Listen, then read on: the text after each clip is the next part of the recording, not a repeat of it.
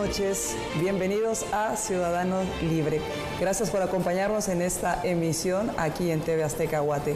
Les habla María Dolores Arias y estoy muy contenta de estar con ustedes para hablar acerca de un tema que pareciera que se vuelve costumbre.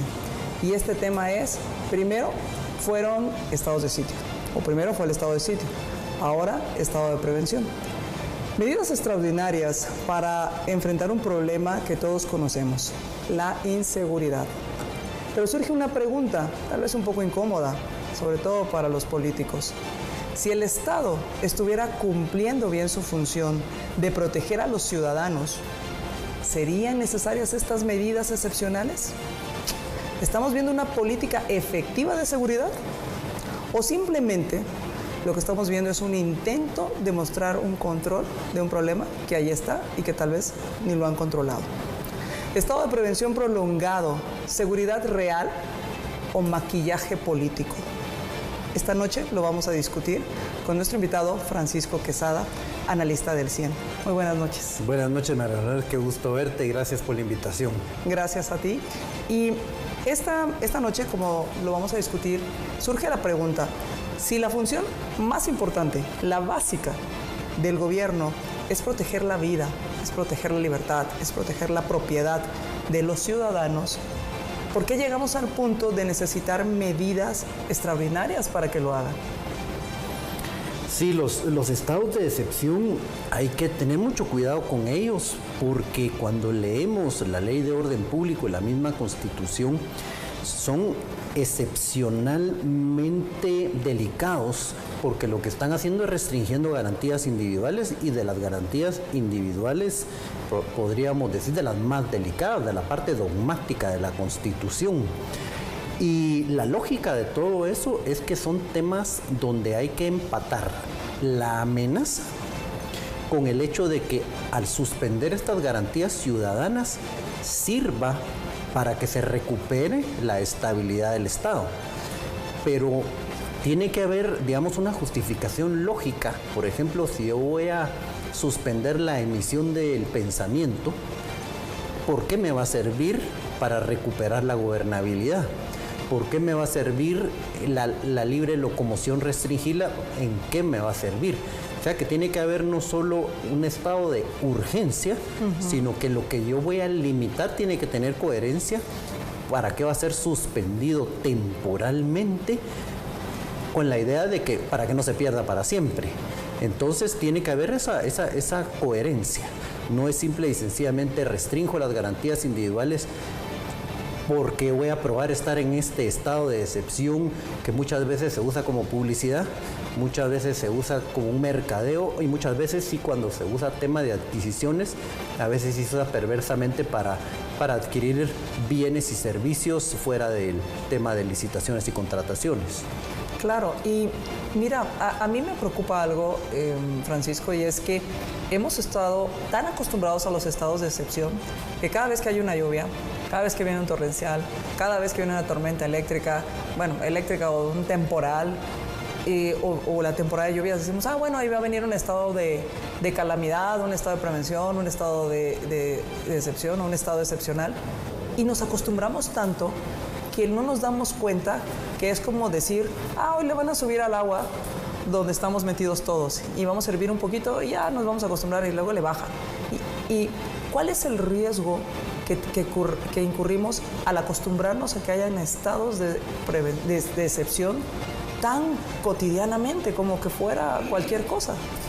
Sí, yo he sido muy defensor del hecho de que no hayan estados de excepción. Por supuesto que sí son necesarios cuando se dan las condiciones, pero es grave restringir. Hemos tenido mucha suerte de que no haya venido un presidente con la idea de verdad hacerlos efectivos.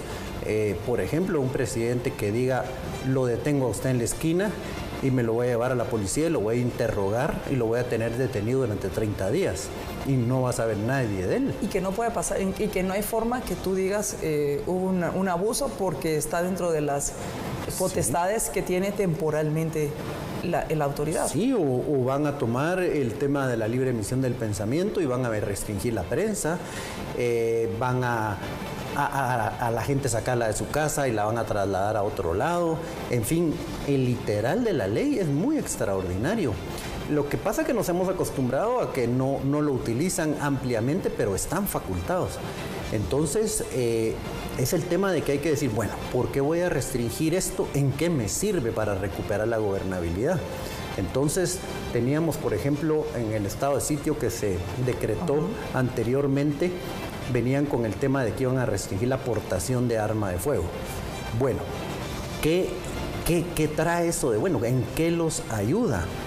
Desarmar a la población, ¿eso contribuye con erradicar la amenaza que tenían en ese momento o va a crear la vulnerabilidad más grande? Porque lo que significaba era que todas las policías, digamos, particulares, todos los servicios de vigilancia, todo el ciudadano que porta armas para defenderse en su empresa, en su negocio, en su hogar, etcétera, no podía usarlas. Entonces, lejos de ayudar, esto iba a perjudicar. Entonces es el tema de la ligereza que se puede llegar a usar.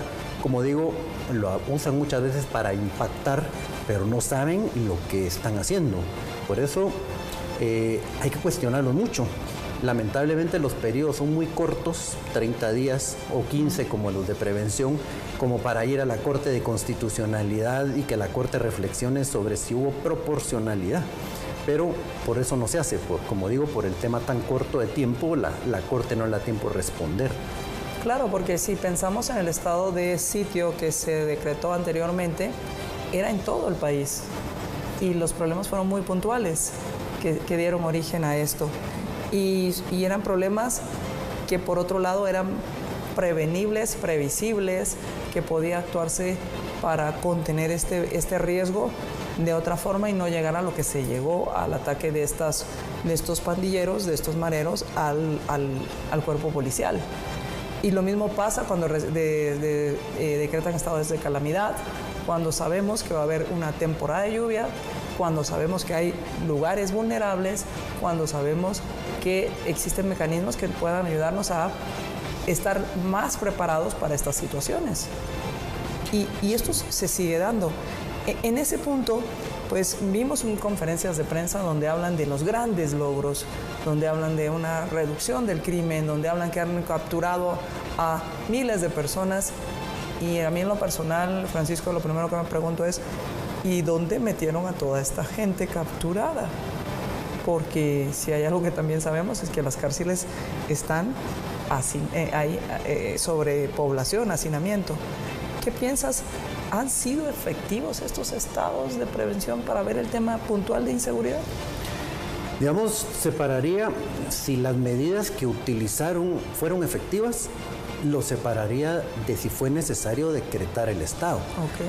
Porque todas las medidas que utilizaron, por ejemplo, de todos los que eran sospechosos, de activar órdenes de aprehensión, patrullajes combinados, sacar al ejército a las calles, no hay necesidad de decretar un estado de excepción, porque la filosofía del estado de excepción es que se tienen que restringir las garantías individuales, pero cuando los sistemas ordinarios del Estado no bastan. Pero todo lo que hicieron era, digamos, la operación ordinaria del Estado. Todo eso lo podían hacer sin un estado de excepción. Entonces nos pusimos en riesgo de vulnerar nuestras garantías individuales cuando el Estado hoy lo puede estar haciendo sin estado de excepción. Eso de todo lo que implementaron, digamos, utilizaron el tema, digamos, de saturar lugares, que es una lógica bastante militar y que sirve porque sí baja los niveles. Naturalmente, si no hay una política detrás del tema, el tema de la saturación hace que después se acostumbren o que la delincuencia migre a otros espacios, si no tiene sostenibilidad. Pero lo que hay que hacer es ese comparativo. ¿Se necesitaba restringir las garantías individuales para hacer eso? La respuesta es no. ¿Qué necesitaron? Es no la respuesta. Entonces, por eso tenemos que ser muy cautos en ese sentido. Yo no digo que no se deben de hacer. Se inventaron los estados de excepción desde que se inventaron las garantías individuales. Tienen algunos siglos de estar en todos los países del mundo. La ley marcial, por ejemplo, muy conocida en los países anglosajones. Pero es cuando dijeron, bueno, estamos saliendo de las dictaduras o de las monarquías ahora hay garantías individuales, pero se dieron cuenta que a veces no podían operar en momentos irregulares. Por ejemplo, en una guerra. En una guerra tiene que haber disciplina, tiene que haber, el Estado tiene que tomar grandes potestades. Pero es cuando justamente es la proporcionalidad. Necesito restringir, por ejemplo, de que la gente ya no digan, estoy en mi casa, no me pueden tocar, no, los tengo que trasladar porque ahí va a haber una inundación, claro, o ahí hay un cordón sanitario.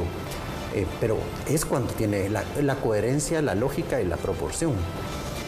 En ese sentido, pareciera más maquillaje, y esas son las conclusiones a las que yo llego, y usted tome sus conclusiones también, llegue a analizar la situación y vaya concluyendo y tomando esta información y analizándola, porque me pregunto, sí,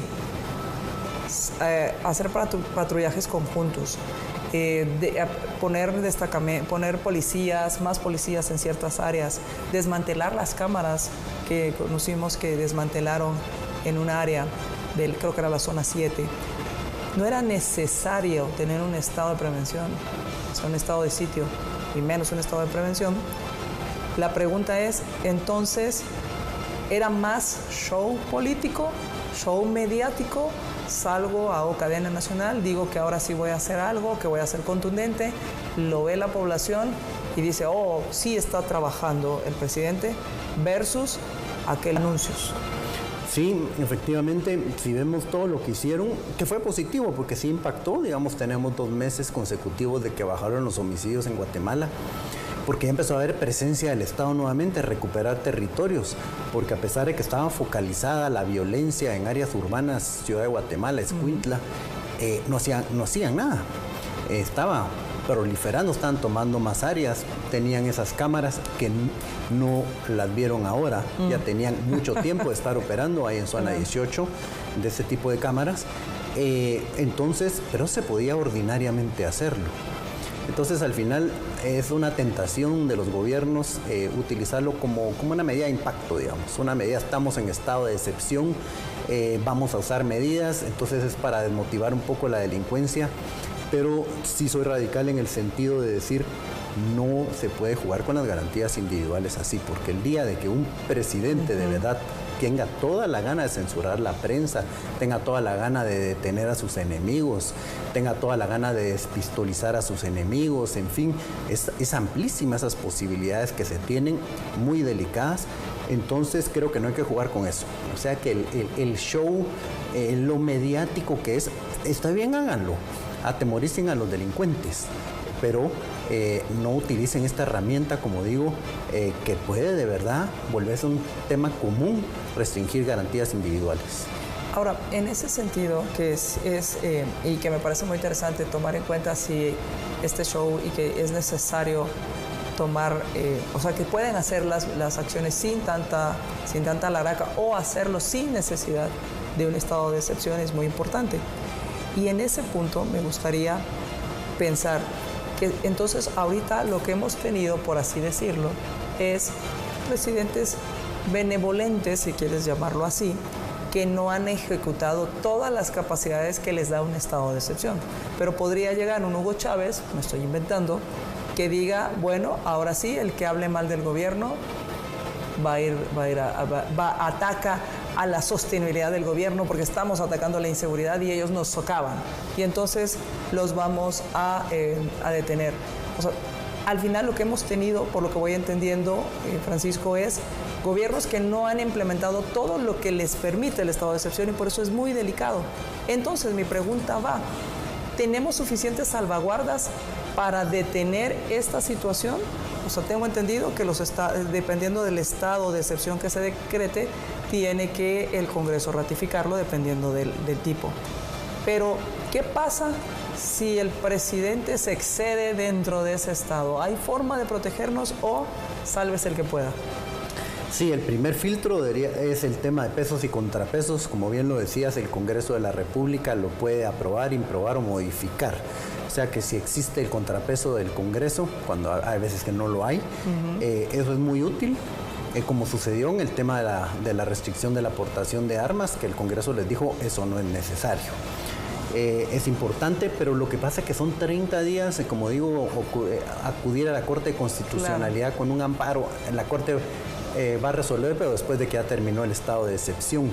Pero sí hay que tener cuidado porque puede ser un tema, y para no ir lejos, en El Salvador, que se ha venido prorrogando y prorrogando y prorrogando, vio el presidente que le fue una muy buena herramienta para persuadir a las personas buenas y malas, porque al final el buen usuario es el que más sufre.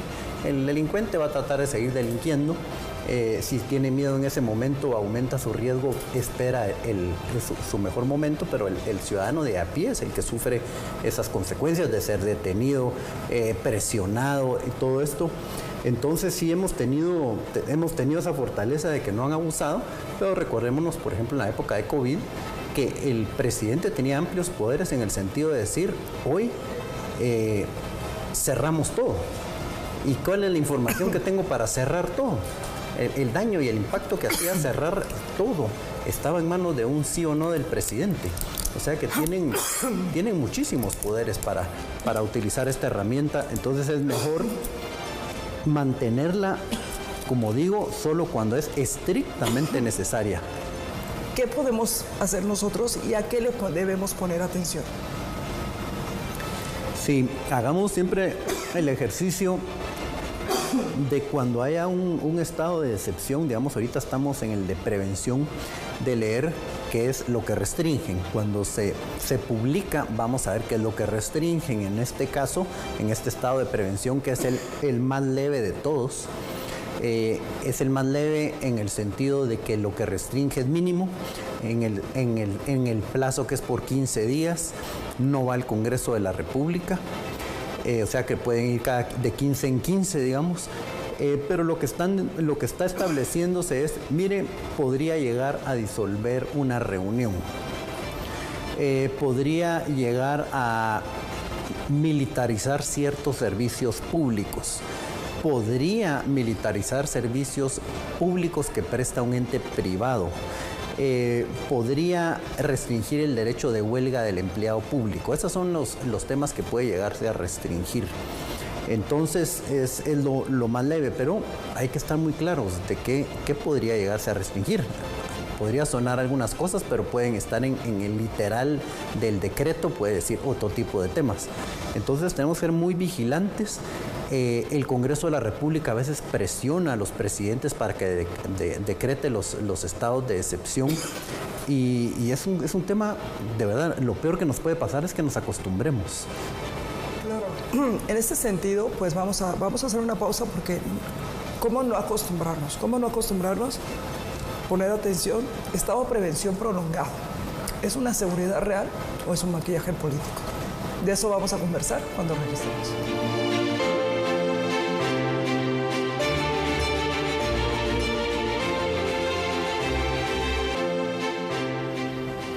Regresamos a Ciudadano Libre en TV Azteca Guate. Les habla María Dolores Arias y estoy conversando con nuestro invitado Francisco Quesada, quien es analista del CIEN, y estamos hablando acerca del estado de prevención. ¿Es seguridad real o estamos hablando de un maquillaje político? Y terminaste el segmento anterior hablando acerca de que no debemos acostumbrarnos. Sin embargo, ya esperamos la siguiente temporada de lluvia. O sea, yo en lo personal ya espero la siguiente temporada de lluvia porque algún estado de calamidad, algún estado de algo van a decretar y que para mí más que atender la emergencia sirve para el tema de la corrupción. Y tú siempre dices hay que ponerle atención a cuando sale publicado. ¿Cuáles son esas alarmas que deberíamos, cuál sería creo que ya nos diste algunos tips, pero me gustaría que los recalcáramos para usted que nos está viendo? ¿Qué debería poner usted atención cuando vea un estado o cuando hablen de promover o decretar un estado de excepción? ¿Cuáles son esos puntos donde debemos decir, momento, esto ya es demasiado? Sí, yo creo que en primer lugar no lo pidamos. O pueden haber justificaciones, por supuesto, para que lo decreten, pero regresemos unos años, no hace mucho, los gobiernos de la UNE, los gobiernos del Partido Patriota, que hubo algunas catástrofes, pero aprovecharon el tema del estado de excepción para las compras sin licitación. Fue el colmo de que, como tenían bancadas en el Congreso de la República afines, por ejemplo en el gobierno de la UNE, hubo la erupción de un volcán. Sí. Y ese volcán lo que hizo es que declararon compras por excepción y pudieron ir comprando y fueron prorrogando mes a mes la famosa erupción del volcán Pacaya, el volcán de fuego. Fueron adquiriendo compras que no tenían nada que ver con el tema de la erupción. O sea que prácticamente salieron de la ley de contrataciones en un montón de prórrogas porque tenían la mayoría en el Congreso. O sea que teniendo la mayoría en el Congreso es una tentación muy grande. Lo mismo lo hizo el Partido Patriota. Uno se copió la idea al otro. Lo hicieron por el tema de pura expoliación. Ese fue el incentivo que tuvieron. Podría haber alguien que sí lo haga por un tema de seguridad. Eso es lo tentador que pueda tener un gobernante. Pero sí tenemos que ser bastante reacios a este tema, porque a veces, como digo, la misma población lo pide, decreten el Estado o el mismo Congreso, es que porque el presidente no lo ha decretado. Este presidente, por ejemplo, no ha abusado del tema. Creo que se le fue la mano con el tema de las armas, porque era un tema ideológico que traían. Recuérdense que esta corriente de pensamiento es un tema de abolir la aportación de armas por parte de los particulares, pero ha sido, digamos, lo ha manejado, porque además había sido en el pasado su discurso de que era inconcebible que hubieran estados de excepción. Entonces lo ha manejado. El presidente Giammattei, a pesar de los pesares, tenía una herramienta muy fuerte en las manos. No abusó, sí hubo adquisiciones que todavía no se han terminado de aclarar, pero no llegó al extremo que llegaron estos dos partidos de gobierno que menciono, que se convirtió, como digo, en una práctica usual para adquisiciones fuera de control. Eso es una motivación muy, muy, muy dura, y sobre todo la tentación es cuando se tiene la planadora en el Congreso, porque el Congreso simplemente va a ir prorrogándolo. Claro. Usted que nos está viendo, que está viendo este programa desde su casa, tal vez se esté preguntando, y yo lo haría, es, ¿esto realmente hace que yo esté más seguro? Y esto es mi pregunta. ¿Este estado de prevención realmente resuelve el problema, Francisco? No. ¿O solo compra tiempo? Yo creo que es un tema que lo usaron como publicidad, para intimidar, digamos, para que la gente sepa que están haciendo algo. Pero todas las medidas que tomaron, como digo, que se deberían de haber tomado hace ya algunos años, porque ya está focalizada dónde está la delincuencia, claro. Ya está caracterizada, son centros urbanos, ya sabían cómo operar, entonces ahora lo que están haciendo es operando. Ha sido positivo en el sentido de que ha bajado la estadística criminal, pero eso lo podían hacer sin estado de excepción. Entonces lo lamentable fue que reaccionaron a un ataque terrible en contra de las fuerzas de seguridad. Prácticamente ahí se estaba quebrantando el Estado, porque en el momento de que atentan contra la seguridad y la justicia, la última trinchera de la sociedad y se perdió. Entonces sí tenían que recuperar la gobernabilidad a toda costa, pero como digo, no se justificó el estado en este caso que fue de estado de sitio, porque recordemos, el estado de sitio es el penúltimo antes de llegar al estado de guerra. Y qué bueno que estás mencionando esto, porque valdría la pena que hiciéramos rápidamente como un breve resumen de los grados que hay en los estados de excepción. Hay como cada vez más excepcionales o más graves. Sí. Hay, digamos, dos situaciones excepcionales. Una calamidad pública, que son fenómenos de la naturaleza o enfermedades como fue el COVID, y otros temas son que se atente contra la paz, gravemente contra la seguridad. Entonces hay una proporcionalidad, es gradual el tema. Entre más serio sea el tema, más garantías individuales se restringen. Entonces el de prevención es el más leve de todos y va pasando por los diferentes estados. Digamos, en el tema de seguridad pasa por alarma, y después entra el de sitio y termina con el de guerra. Y el de calamidad, como fue el COVID, es un tema de otro tipo de fenómenos, pero van restringiendo gradualmente. El estado de sitio es un tema donde no hay guerra, pero la perturbación de la paz es de tal magnitud que prácticamente es un conflicto interno. Y el presidente, curiosamente, creo que nunca lo percibieron, dice que en ese momento se convierte ya no en presidente, sino en el comandante general del ejército. O sea que ese doble cargo que tiene, se convierte él en comandante, ejerce como comandante. O sea, se vuelve su función principal. Sí, ya no es ni esa dualidad, sino que el actual presidente, que no tiene mucho ánimo con el ejército, por ejemplo, él no sabe que se convirtió en comandante general en ese momento. Claro. Estamos por concluir y me gustaría no terminar este programa sin dejarle un mensaje a la ciudadanía. ¿Cómo entender los estados de excepción y recalcar el tema de que deben ser excepcionales y que debemos ser muy escépticos y muy quisquillosos o alérgicos, si podemos usar esa palabra, a estos estados de excepción? Sí, hay que tener mucho cuidado porque un estado como el de sitio que acabamos de ver, por ejemplo, pueden limitar la locomoción, lo pueden detener sin explicarle por qué, tenerlo en una estación de policía, pueden amordazar a la prensa, cualquier comentario puede haber responsabilidad, puede llegar a niveles tan grandes que al final de cuentas, hasta que termine el estado de excepción, vamos a poder reaccionar. Entonces no los aceptemos. Aceptemos cuando verdad sí se necesite hacer para recuperar la gobernabilidad, porque como dicen, los estados de excepción son importantes porque hoy voy a restringir, pero para recuperar.